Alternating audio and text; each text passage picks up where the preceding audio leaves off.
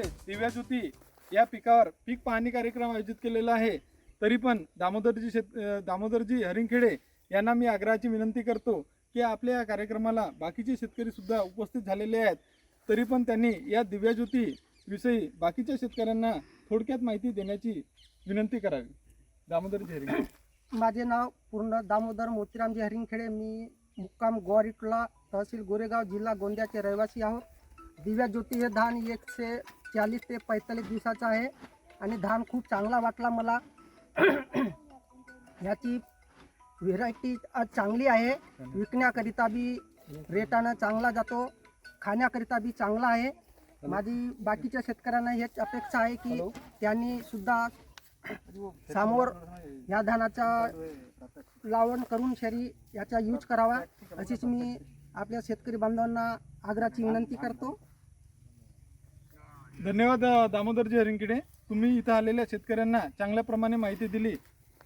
तसेच आमच्या या कार्यक्रमाला मातोश्री कृषी केंद्राचे संचालक दयानंदजी हरिंगखेडे उपस्थित झालेले आहेत, त्यांना सुद्धा मी आग्रहाची विनंती करतो की त्यांनी थोडक्यात दिव्या ज्योतीविषयी बाकीच्या शेतकऱ्यांना माहिती द्यावी। नमस्कार सरजी। दिव्या ज्योती हे सुपर फाईनमध्ये मोडणारं धान आहे। जवळपास मी सात चाक यावर्षी काढलेलं आहे। दिव्या ज्योतीमध्ये एक विशेष म्हणजे कसं आहे की ते खाण्याकरिता एकदम उत्कृष्ट आहे आणि न लोढणारा धान आहे, त्यामुळे शेतकऱ्यांचा आर्थिक नुकसान हा कमी होतो आणि दर हेक्टरी उत्पादन हा जवळपास 20 क्विंटलच्या आत होत नाही, 20 क्विंटलच्या वरच होते।